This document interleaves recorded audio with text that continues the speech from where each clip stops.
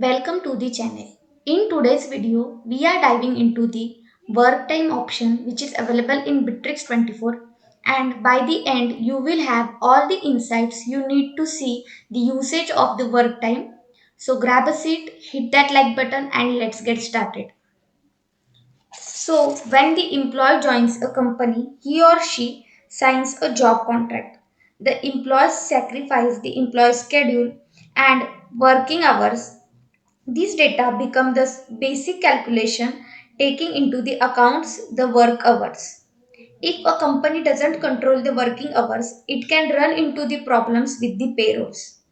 Employees may work fewer than the plan hours or the consistently overwork. Keep track of working hours and daily reports of your employees in Bitrix24. All information is collected on the one page and you can easily monitor the working hours of the each employee. So, how you can track the working hours of the employee? For that, you just need to go to the company section. In company section, you just need to go the time and reports option. In time and reports, you will see the option of the work time. So, in the work time, you will see the work time of all the employees over here. As you can see over here, this is the working hour which is pending for that particular day by the specific employees.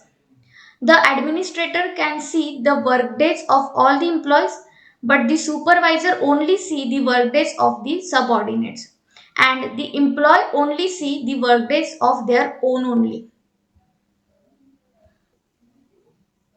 Suppose you want to set the work time for this particular employee. So you can set the work report from here. You just need to add in the daily report, like whenever you require the report, you just need to add that option from the selected drop down. Also, you can change the working hours of that particular employee by clicking on the edit button.